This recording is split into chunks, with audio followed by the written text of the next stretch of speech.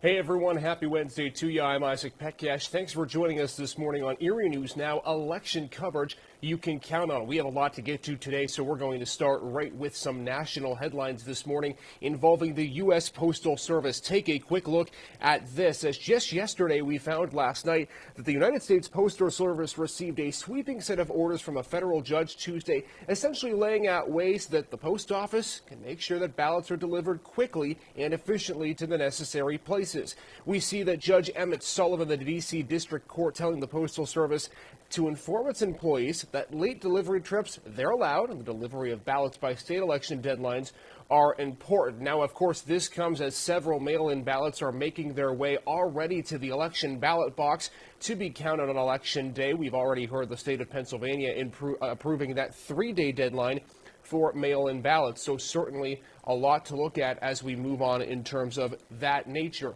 We also want to continue on with national news today and bring you an update from the Department of Human Services. Now, of course, we're not exactly sure whether or not we'll get an official result on Election Day, but the Department of Homeland Security Secretary Chad Wolf, as you can see here to my left, saying that he's hopeful that people will remain patient when it comes to election results. Wolf, in an interview with CBS News, saying, quote, there will be some states, not all of them, but likely some, that we won't know on election night what the result is. And one of those states, of course, right in the forefront is the state of Pennsylvania. Wolf going on to say, well, remain patient, remain calm, and again, be mindful of what you're seeing on social media, getting your information from trusted officials. So, of course, not completely sure whether or not we'll see those results on Election Day, but one way or another, the Department of Homeland Security urging people to make sure that you just continue to wait, get your information where you believe is the most trusted, and just continue to get updates as they become available here.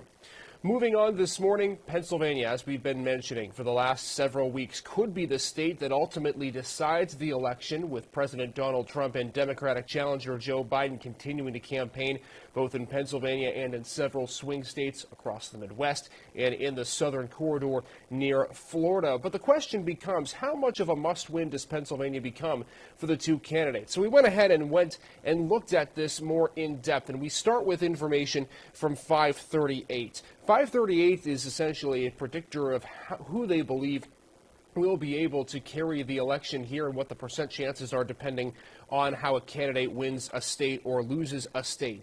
So according to 538's projection, President Donald Trump, as you can see here, just a 2% chance of winning the Electoral College without the state of Pennsylvania. Now, Democratic challenger Joe Biden saying he has a bit more margin for error. He would have a 30% chance of winning if he were to lose to the state of Pennsylvania. But again, just goes to show the importance of the Keystone State and the Commonwealth here, knowing exactly how important those 20 electoral votes are. So where does Pennsylvania stand as we move into this Wednesday morning? Let's take a look right now at those polling averages. We take a look at the Real Clear Politics polling average. This combines a significant majority of polls and puts it into what the best average is. Looking over the last 30 days, you can see former Vice President, I should say, Joe Biden has maintained a steady lead. However, that lead has shrunk in the last couple of days.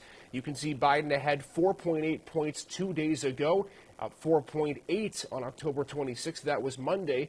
But just yesterday, we saw that lead shrunk to 3.8 points, according to the Real Clear Politics polling average. Something that the former vice president, I should say, not necessarily enjoying in terms of the Real Clear Politics polling average. So we are seeing Pennsylvania tighten up just a little bit, according to some polls, as we now just sit a few days away from Election Day, just 6 days to be exact. Well, as we continue on throughout this election cycle, we do continue to follow breaking news in the state of Pennsylvania, and part of that news involves a second night of protest over a police shooting of a black man in Philadelphia. We do have a report from CNN's John Lawrence, and we're going to play that to you in just a second. We do want to warn you, however, the information, some of what you might see in the video, could be considered graphic, and we do want to warn you before we do play this story. Here's the report from CNN's John Lawrence. Mostly peaceful protests on the streets of Philadelphia Tuesday night. One day after police fatally shot Walter Wallace Jr.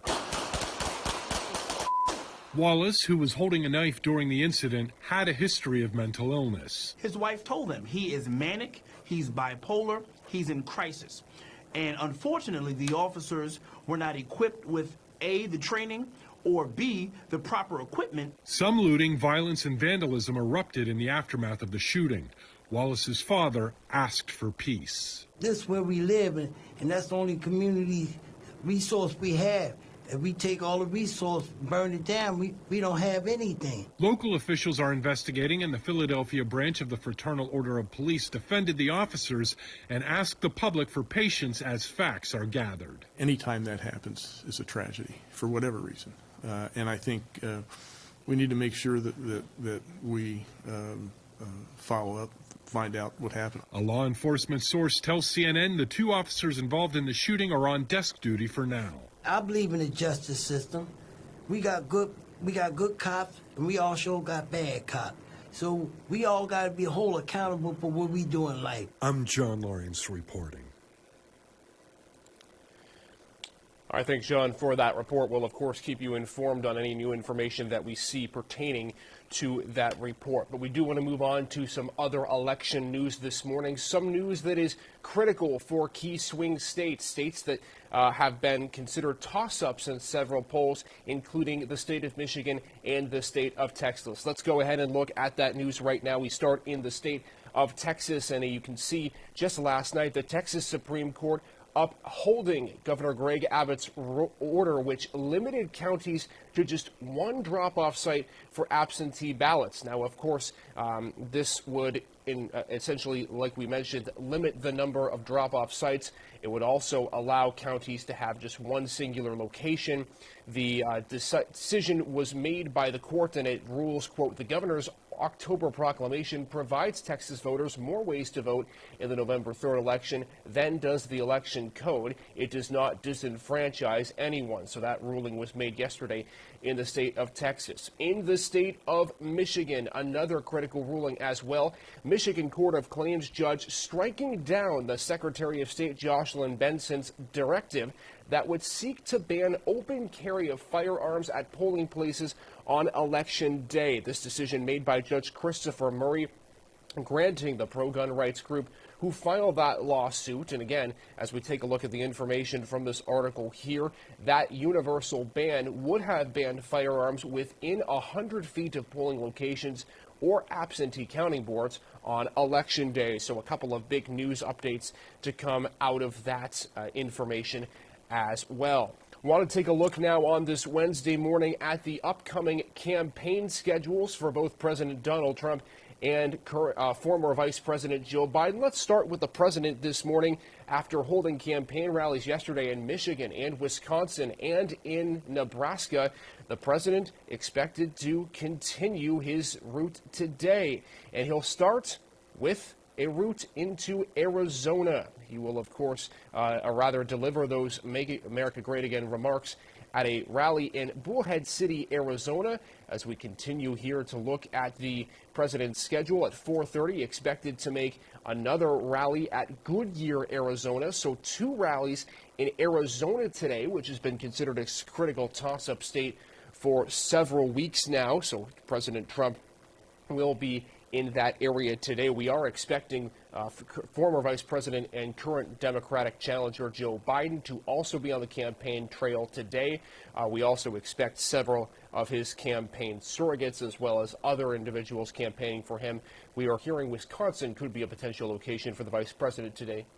He was in the state of Georgia yesterday, the Vice President getting ready for his campaign rally as we, of course, are now just 6 days away from the election day. We're going to get on Mark Soliday or Kara Coleman in just a couple of minutes here to preview Erie News Now Sunrise. But before we do that, let's go ahead and take a look at the stimulus talks. And those stimulus talks, they died yesterday. One of the things we were talking about before this election coverage really ramped up was if there was going to be a stimulus deal passed before the election day. And now it seems like that's not going to be the case. Taking a look at what was said yesterday by House Speaker Nancy Pelosi, she essentially eliminated any chance of a deal being passed by election day, saying that well, the White House, in quote, failed miserably, not being able to pass something. Of course, the White House has also criticized Democrats on the other side for what they say, quote, not being able to come up with a successful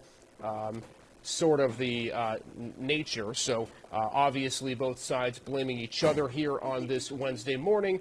But as we stand right now, the stimulus checks not going to be passed by Election Day.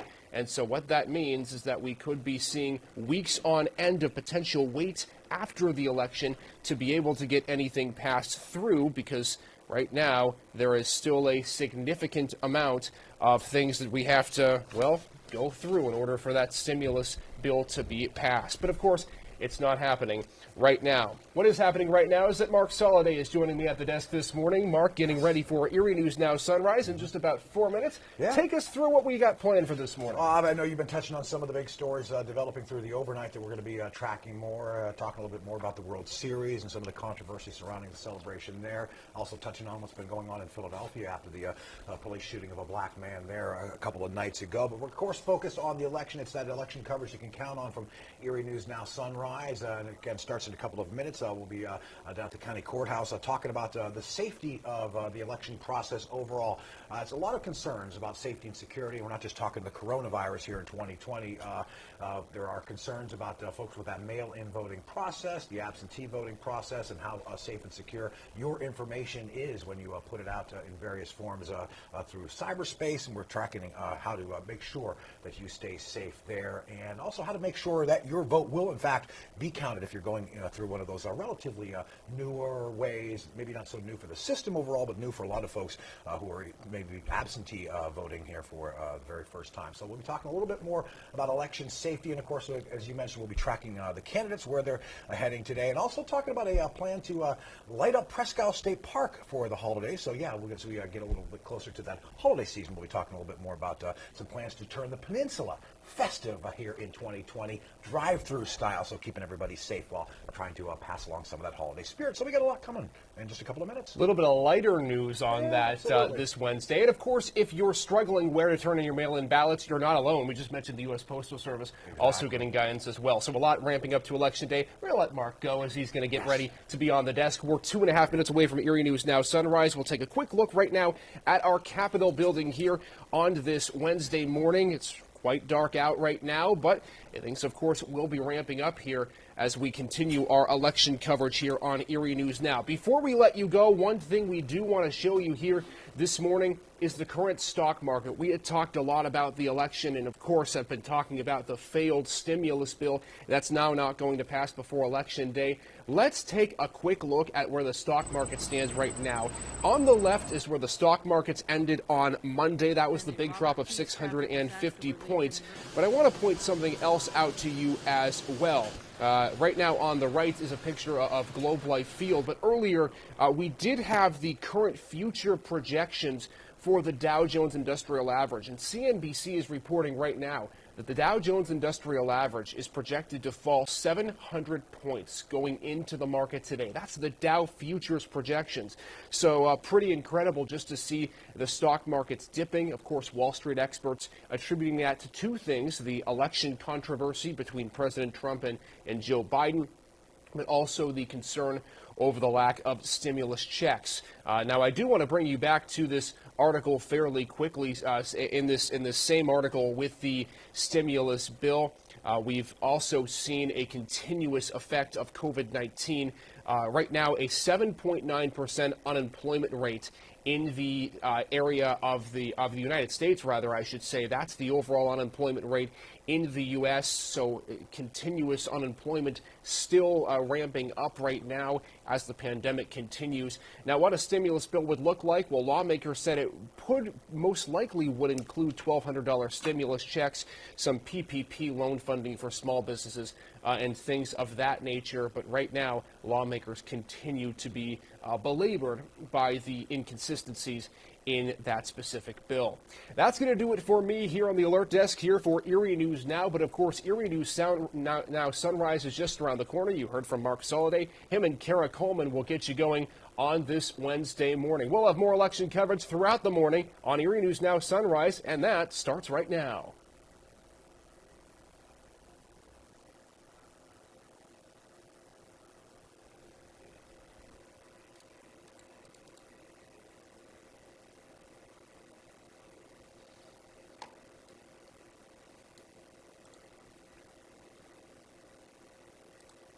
in. And specifically, if I can pick one guy,